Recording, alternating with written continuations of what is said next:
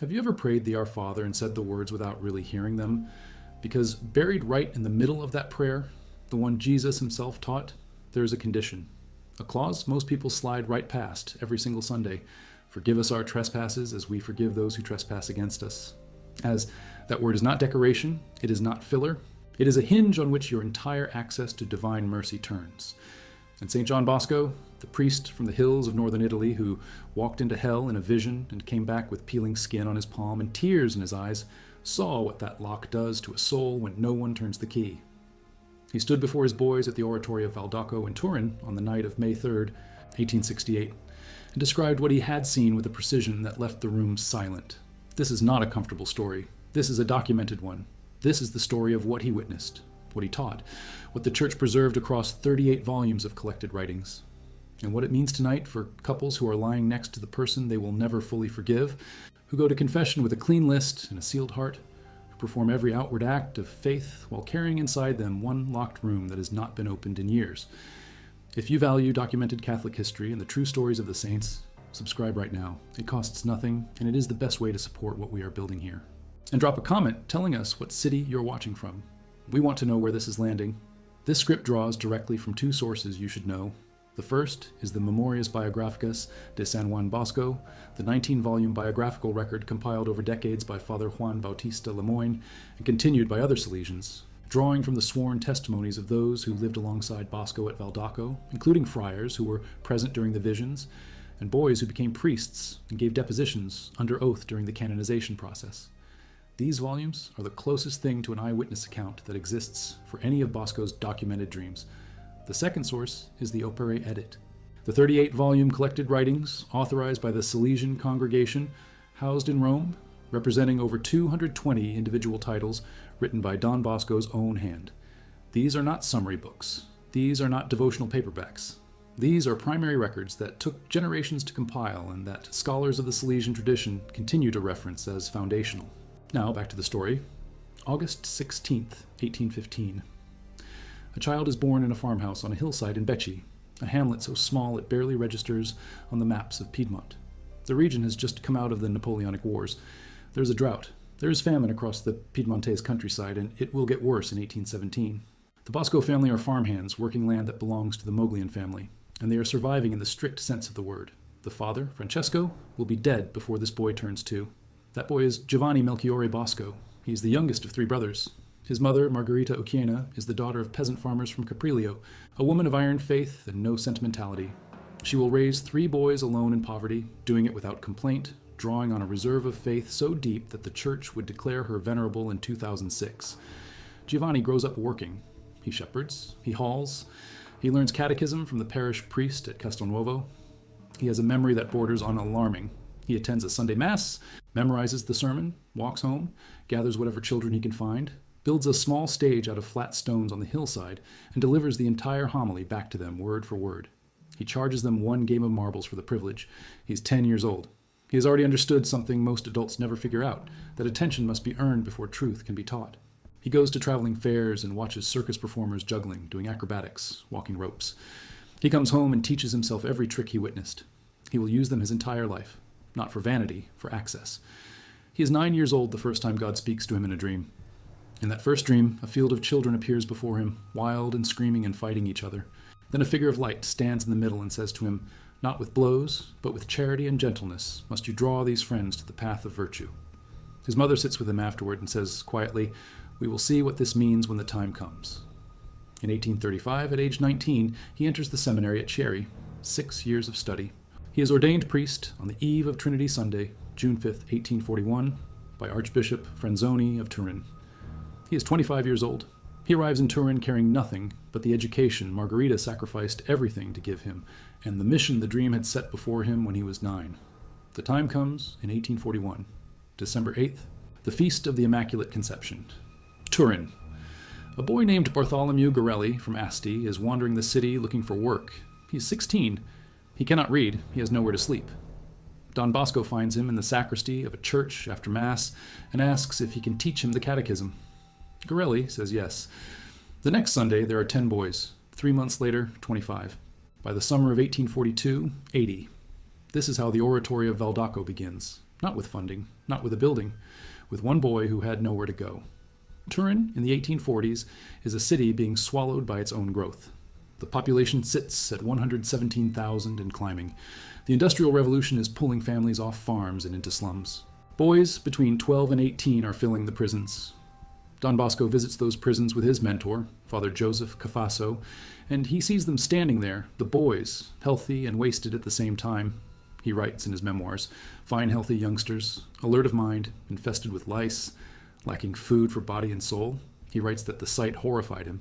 And then he writes, who knows? If these youngsters had a friend outside, someone who would take care of them, help them, teach them religion, they could be steered away from ruin. He becomes that friend. He's not sentimental about it. He's tactical and precise. He uses magic tricks to get crowds to stop and listen. He stands on street corners in the Valdaco quarter doing acrobatics he taught himself as a child. Then he gives the catechism. Then he finds the boys' work. He draws up contracts of apprenticeship, some of the earliest formal labor contracts for miners in Turin's history, and forces employers to sign them, requiring that the boys be treated properly, not beaten, given rest on feast days, and trained only in their actual trade. The contracts survive. The archives of the Salesian congregation in Rome still hold the originals. One is dated November 1851, another February 8th, 1852, printed on stamped paper costing 40 cents. By 1859, he gathers 15 seminarians and one teenage boy and formally establishes the Society of St. Francis de Sales, the Salesians. Within his lifetime, the order spreads to England, France, Spain, and South America. But the most extraordinary thing about Don Bosco was not the contracts or the order. It was the dreams. He himself refused to fully explain them. He said once, call them dreams or whatever you like. He was careful. He did not want to build a circus around his own interior life, but the dreams kept coming, and they kept being right. On February 1st, 1865, he told the boys of the oratory that one of them would die soon. He had seen it the night before, a boy named Anthony Ferraris. On March 16th, 1865, Anthony Ferraris died after receiving the last sacraments. A Salesian named John Bisio swore under formal oath that during the 7 years he lived at the oratory, not one boy died without Don Bosco predicting his death. Not once. This testimony is preserved in the Memorias Biographicas. And then came the spring of 1868. It began at the start of Holy Week. Don Bosco described what happened in his own words. These dreams so exhausted me that in the morning I felt more done in than if I'd been working all night. They alarmed and upset me very much. He said they went on for several miserable nights. He sat at his desk until midnight, rather than go to bed, afraid of what sleep would bring. He set his pillow upright against the headboard so he would not fall asleep too fast. He fell asleep anyway. And the guide appeared again. The guide was a figure Don Bosco called the man with the cap. Some believed it was his guardian angel. Others suggested it was Francis de Sales himself, the saint, whose spirituality had shaped Don Bosco's entire approach to education and the soul. Don Bosco never named him definitively. What he described was a wide, beautiful road lined with rose bushes and green hedges, comfortable, flat-looking, moving downward almost imperceptibly, and yet, he said, he moved along it with such ease that it was as if the wind was carrying him. The boys of the oratory were walking it, all of them recognizable to him. One by one, they stumbled and fell, each one dragged by an invisible force toward a furnace. He saw lassos on the ground with names on them: pride, disobedience, envy, impurity, theft, gluttony, anger, laziness. But the guide told him the most dangerous lasso of all was something called human respect, the unwillingness to do what is right because of what others might think, the desire to be approved by the crowd more than by God. Don Bosco narrated this vision to his boys on the night of Sunday, May 3rd, 1868, the feast of the patronage of St. Joseph. It is recorded in the Memorias Biographicas, Volume 9, pages 166 through 181. But the part of that vision that burns the sharpest is not the lassos on the road. It is what the guide showed him once they crossed through the gates. Once inside, Don Bosco was brought to a series of caverns. Over one entrance, he read a phrase from the book of Judith, chapter 16, verse 21. The Lord Almighty will give fire and worms into their flesh so that they may burn and feel forever. What he found inside was not just fire. It was remorse. Specific, named, documented remorse. The tormented souls were suffering not only from heat, but from memory. Crystal clear, permanent, inescapable memory. They could see every unforgiven sin and its just punishment. They could see every extraordinary means they had been given to convert, to come back, to change, and had refused. They could see every grace they had ignored, every promise made to the Virgin Mary and never kept, every resolution made at the end of a retreat or a confession and abandoned within days. and above everything else, the single thought that gnawed at them without mercy. I could have been saved so easily. I made it so hard. I chose this. Don Bosco tried to wake himself up during the vision. He later said that at one point he forced his hand against one of the outer walls, just the outermost wall, not inside, just the surface. He said the sensation was utterly excruciating. When he woke in the morning, his hand was swollen. Over the following days, the skin of his palm peeled off. He showed it to the boys on May 3rd. He told them he had tried not to scare them too much. He told them he had not described things in their full horror as he saw them. He said, "No mortal can comprehend these things. The Lord knows them and reveals them to whomever he wills." Now here's where the story turns to couples, to marriages, to the person lying in the same bed tonight with a wound they carry that has never been spoken aloud, never been fully released. Don Bosco's theology of damnation was not exotic. It was not mystical in the way people expect. It was grounded in the most ordinary prayer in Christian history, the Our Father. Jesus teaches it in Matthew chapter 6, verse 12. "Forgive us our debts as we have forgiven our debtors." And then, only 7 verses later, in Matthew 6, verse 15, Jesus stops and says this specific thing. "But if you do not forgive others their trespasses, neither will your Father forgive your trespasses." He does not return to say this about any other sin. He does not append a warning after the prohibition on theft. He does not add a second clause after the commandment against bearing false witness. He comes back to this one, forgiveness, because it is the condition under which the entire structure of mercy operates.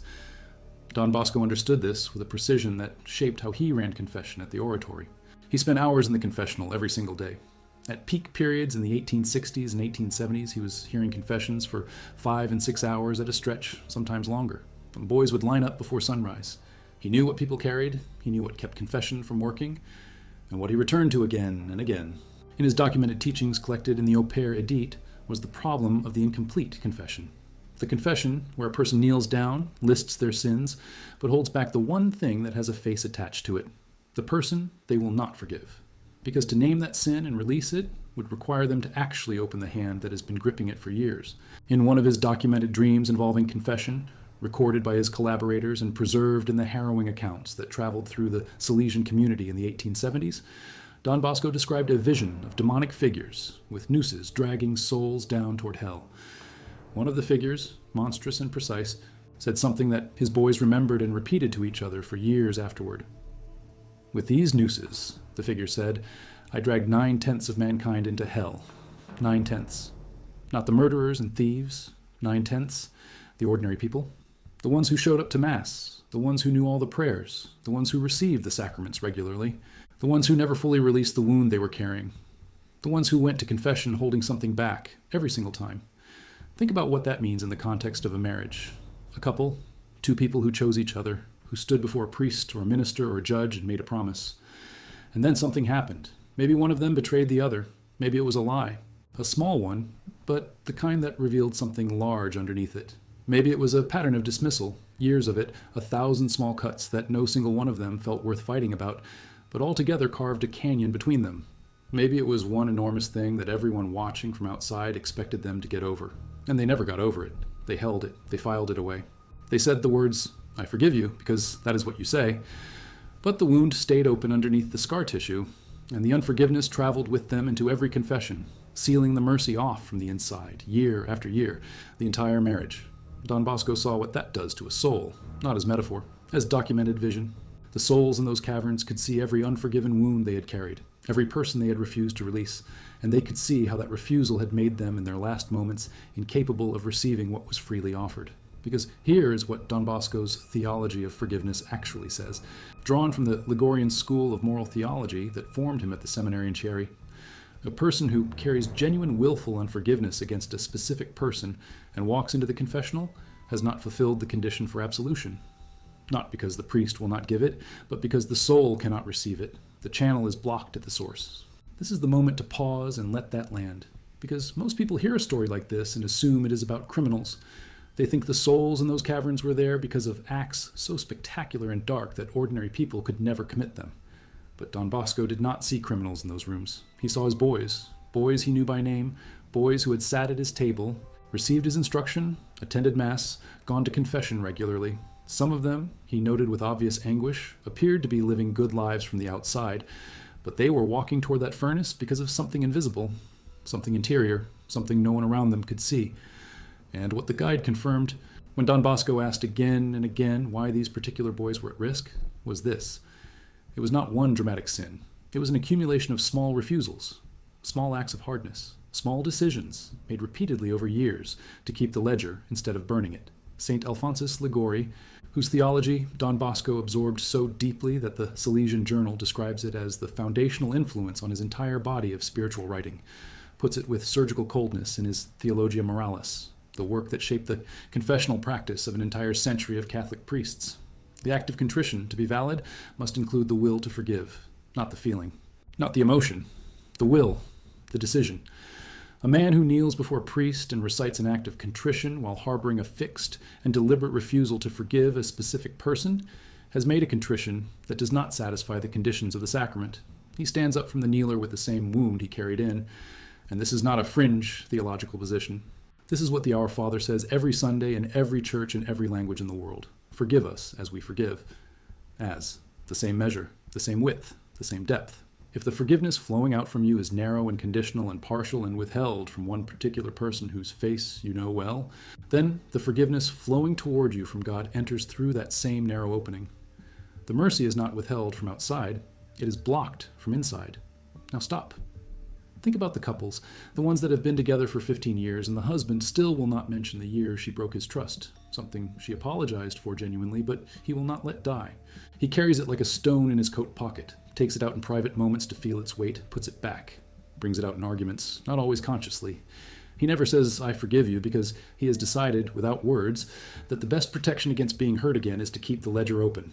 And then he goes to confession. He kneels down, he says his list. He omits this one because it does not feel like his sin. It feels like hers. But what he has carried for years is a refusal.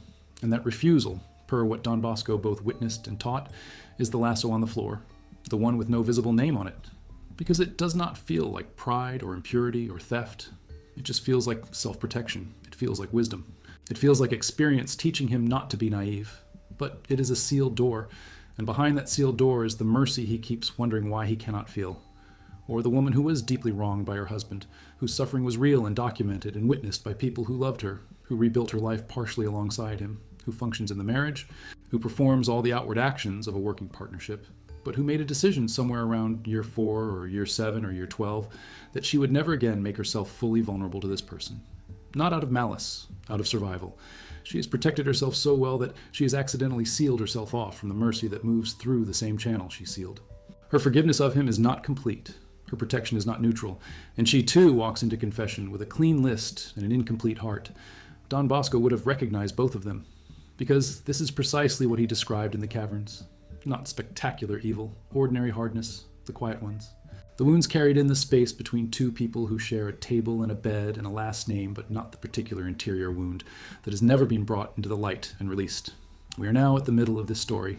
Subscribe if you have not already, and leave your city in the comments below. And now let us go deeper, because Don Bosco's teaching does not stop at identifying the problem. He documented the cure with the same precision he used to document the disease. The Memorias Biographicus record a conversation Don Bosco had with a woman who came to him in the 1870s in severe spiritual distress. She described herself as a faithful Catholic, regular at Mass, regular at confession. She said she could not understand why she felt nothing in prayer, why God felt absent, why the sacraments felt mechanical and empty year after year. She said she did everything the church asked and felt nothing in return. Don Bosco listened. Then he asked her a single question. "Is there someone in your life you have not forgiven?" She went silent. He did not press. He simply waited. In the silence, the answer came from her own face. He told her that the spiritual drought she was experiencing was not caused by God's absence. It was caused by a blockage she herself had installed. He told her that the soul who carries unforgiveness is like a room with the shutters closed. The sun is still there.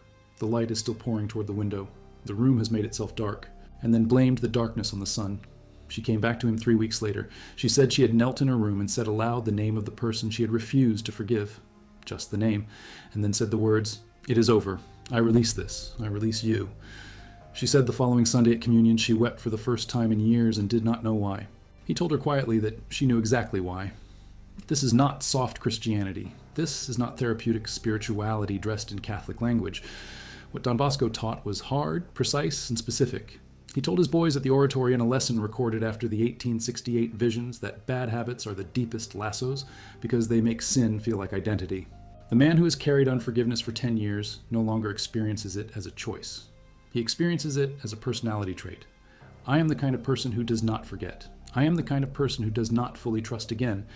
He has integrated the wound into his self-understanding so thoroughly that forgiving would feel like losing something essential about himself. It would feel like becoming naive again, like becoming the person who got hurt. And this, Don Bosco said, is precisely the point at which the trap is most dangerous, because a person who does not recognize a lasso as a lasso cannot cut it. And the instruments of salvation he saw lying on the ground in that vision, frequent communion, meditation, devotion to Our Lady, and above all confession, all of them require the same initial act. You have to pick them up, you have to decide to cut. Here is one more thing the Memorias Biographicas record that almost never gets cited. In the same extended vision of 1868, Don Bosco saw the entry to one of the deeper chambers of hell, marked not by a single sin, but by the words, radix omnium malorum, the root of all evils. He asked his guide what root sin it referred to. He expected the answer to be pride. The guide said, not pride, disobedience, and then explained that what is specific about disobedience is not that it breaks a rule. What is specific is that it says to God, I know better. I will decide what the conditions of my own redemption are. I will decide which sins I bring to the table and which ones I keep. I will confess the ones that feel like mine and hold onto the ones that feel like someone else's fault. Unforgiveness does exactly that. It says, I understand that you have asked me to forgive as you forgive, but I will decide when that applies. This wound is the exception. This person is the one case where the rule does not hold. And it wraps this refusal in the language of justice, which is why it is so hard to name. The man carrying unforgiveness does not feel like a disobedient child. He feels like a reasonable adult who has experienced real harm and is maintaining appropriate boundaries. But underneath the reasonable language is the same act. A person telling God, your mercy operates on my terms. Don Bosco died on January 31st, 1888, at Valdaco, Turin. He was 72 years old. He had founded 250 homes for boys across multiple continents. He had supervised the formation of over 130,000 children. More than 6,000 of those children became priests. His last recorded words spoken to those gathered around his bed were, tell the boys I will be waiting for all of them in paradise. He died at 5 a.m. after having received the last sacraments with his eyes open and apparently looking at something no one else could see. His funeral was attended by thousands of people from across northern Italy. The cause for his canonization was opened almost immediately. Pope Pius XV, who had known Don Bosco personally as a young priest, pushed the cause forward himself with unusual urgency.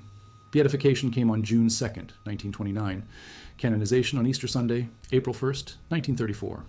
Title given, Father and Teacher of Youth.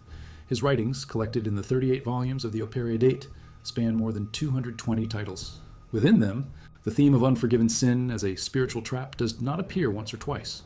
It runs through his catechetical work, his accounts of the visions, his letters to his boys, his instructions to confessors in training.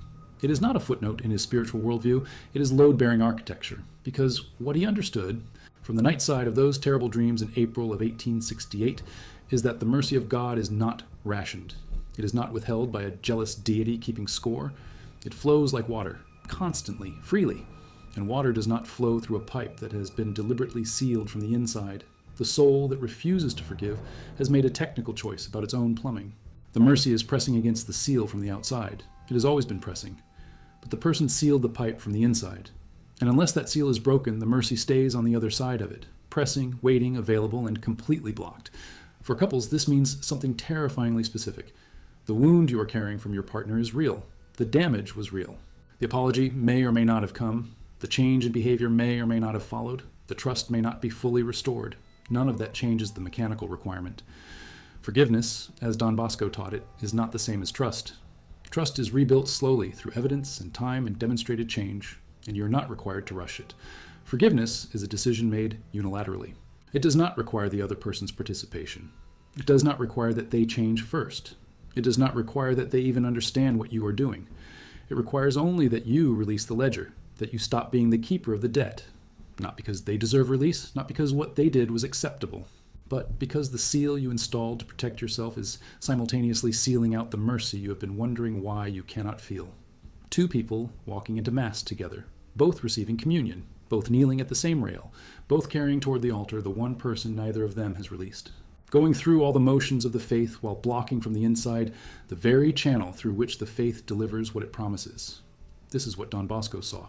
This is what he brought back from those terrible nights in April of 1868 and put into words on May 3rd, swollen hand and all. The guide who walked Don Bosco through the caverns did not show him demons and fire as the primary horrors. The primary horror was the memory, the specific, crystalline, permanent memory of every moment where the exit was right there, clearly visible, freely available, and the soul had turned away from it. Every act of mercy refused, every grace ignored, every confession made, with a hand holding the ledger behind the back. The souls in those rooms were not there because they were monsters. They were there because they were ordinary people who had spent ordinary years with ordinary wounds and had made the ordinary, quiet, reasonable-seeming decision to protect themselves by sealing off the mechanism of their own salvation. Don Bosco carried the physical mark of that vision on his swollen hand for days after April 10th, 1868. He brought it with him when he stood before his boys on May 3rd and told them what he had seen. He told them carefully, in the spirit of the voice, from that first dream when he was 9 years old on the hillside at Becce. Not with blows, but with charity. But he told them all of it, because the merciful thing was not to protect them from the truth. The merciful thing was to tell them while there was still time to cut the lasso, while the swords were still lying on the ground, while the door was still open, while the name could still be spoken aloud in a quiet room and released. There is one detail in the Memorias Biographicas that scholars of Don Bosco's visions have returned to repeatedly. In the lower cavern, the deepest one Don Bosco was shown, the inscription over the entrance came from Judith 16, fire and worms in their flesh, so that they may burn and feel forever. And directly beneath that inscription, inside the cavern, what burned the souls most was not the fire, not the worms. It was this thought, recorded in Don Bosco's own words from his narration that night in May of 1868. They could have been saved by a small effort, and instead, now they are condemned forever. A small effort, not a martyrdom, not years of heroic penance, not a spectacular act visible to the whole world. A small act of the will, done in private, directed at one specific person whose name they knew, releasing one specific wound they had been carrying. The distance between where they were and where they could have been was not a canyon. It was the length of one spoken sentence in an empty room, the step they would not take, cold, still, one name they would not release. He saw this in 1868, and he warned them in 1868, and the warning is still sitting on the page in Volume 9 of the Memorias Biographicas, exactly where Father Juan Bautista Lemoyne placed it, after collecting the sworn testimony of those who were in that room. The boys who heard it became priests. Those priests told their own penitents. The penitents carried it into their marriages, their confessions, their quiet rooms at night, and somewhere in that chain of transmission across 157 years, the warning reaches here, tonight, you, the name you are still holding, the sentence you have not yet said, the door you have not yet opened, not because the handle is broken, but because you have decided not to reach for it,